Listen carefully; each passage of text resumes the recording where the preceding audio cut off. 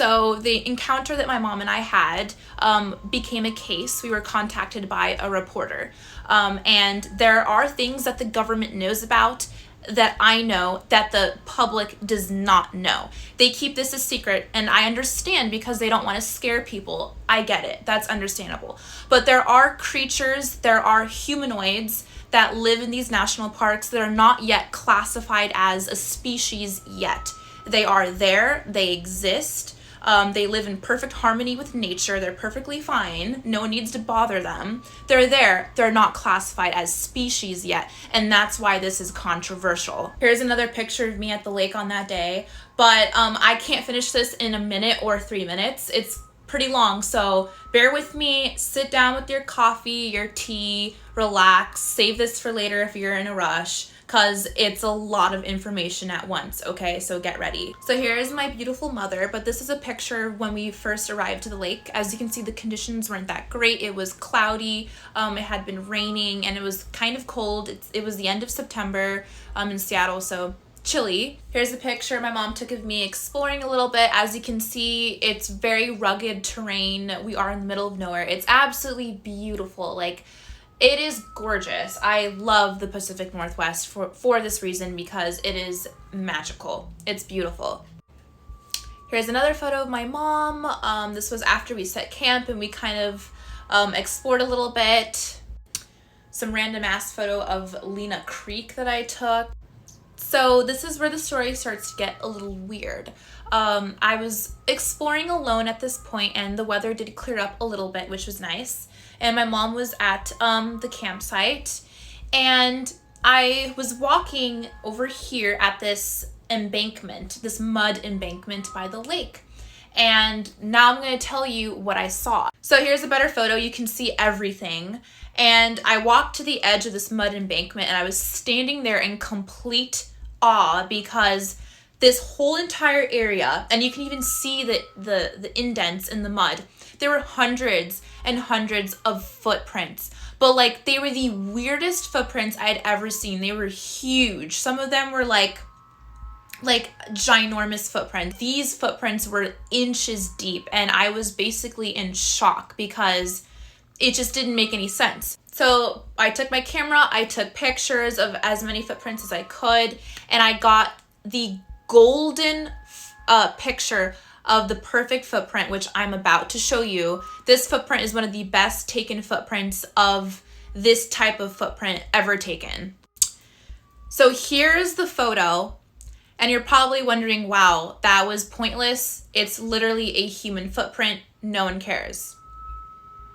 Guys, this right here, this ridge right here, is called a mid-tarsal break.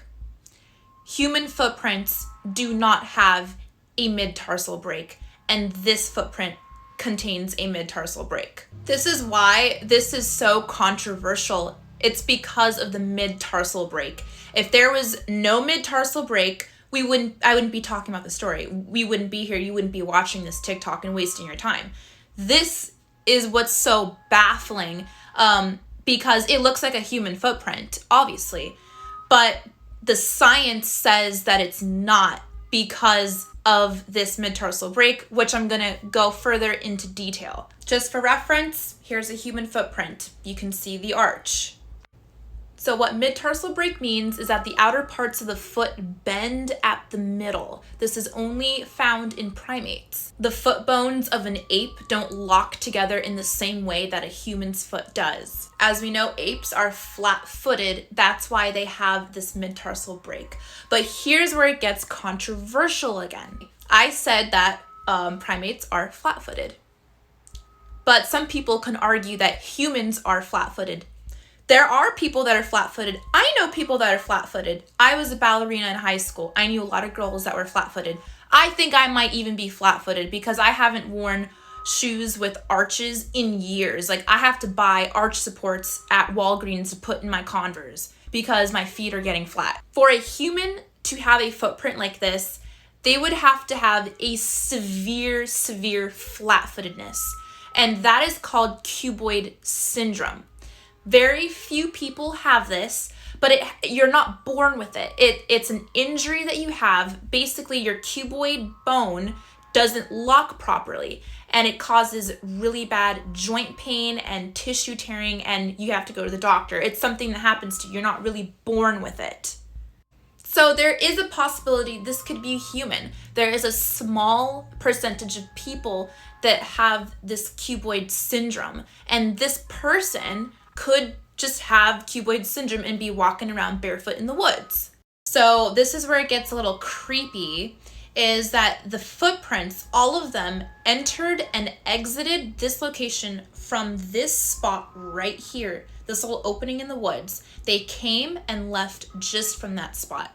Here's another view of that location. It's right here. All the footprints entered and exited from right here.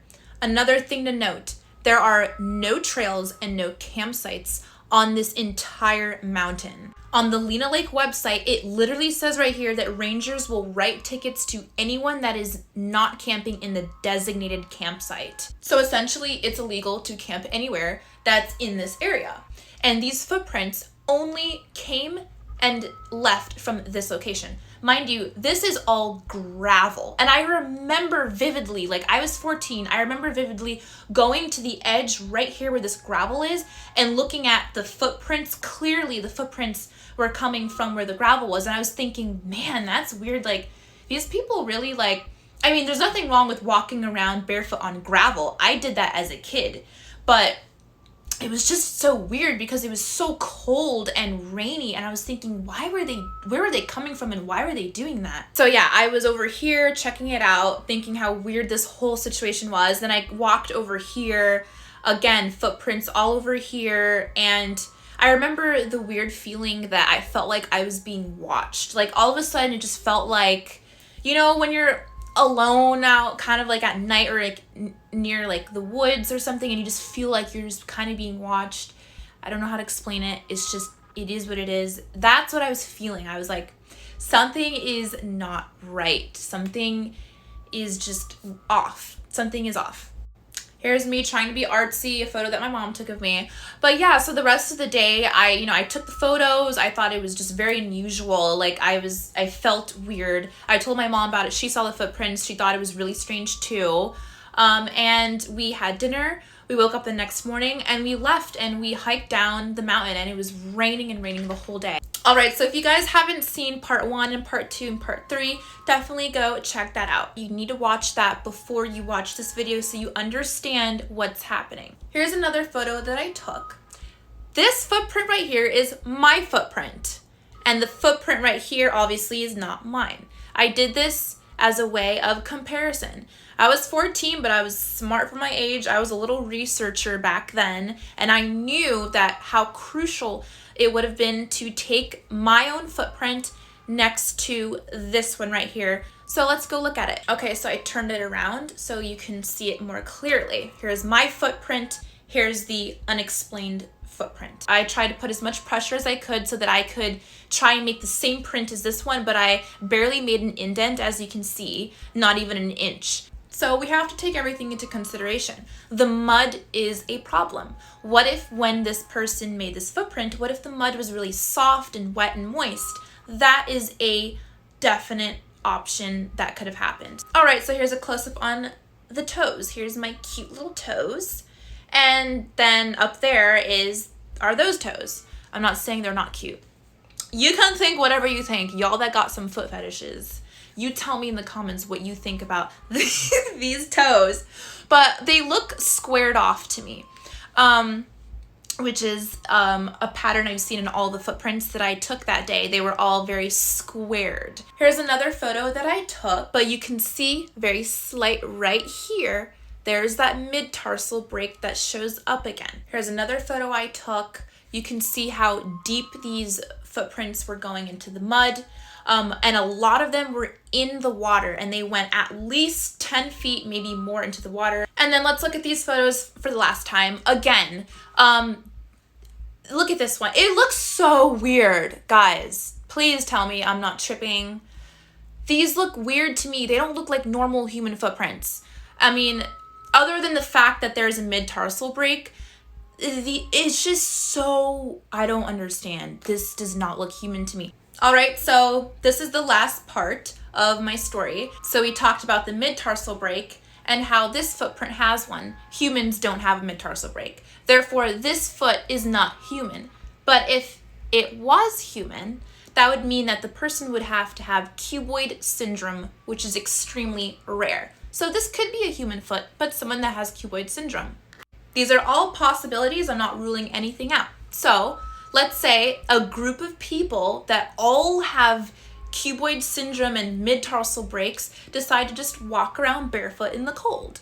Again, very steep mountain. It's literally like a drop off, and this family with kids is walking barefoot in the middle of nowhere, and they just decide to, hike up this mountain with no trail, with the possibility of getting a ticket from the ranger because it's actually illegal to do that. But that is a possibility. But then again, it's perfectly normal to go off trail. Like, I've done that millions of times. Like, half the time I'm hiking, I'm off the trail. Illegal BS, like people do it all the time. The mid-tarsal break is the most prominent thing in this case that really kind of not proves that it's not human, but that's the most substantial evidence, is the mid-tarsal break. Could this have been a hoax? That is definitely a possibility. It would have been extremely hard to try and do this. I don't even know how to begin, how someone would be able to fake this. It looks so real. It looks like skin and flesh made these indents. I can't imagine wood or plaster, unless it was some sort of silicone or like soft plastic made this. But I just can't imagine someone would have the time to do this and maybe have no one even know that it's there or see it. So my case can be found online, and I'm going to show you how you can find it. You go to Bigfoot Field Researchers Organization, click on Washington State, go to Jefferson County, and then September 2013, and it's there. You can read the whole thing. You can see what the reporter said about it. You can look at all the pictures, and yeah, check it out.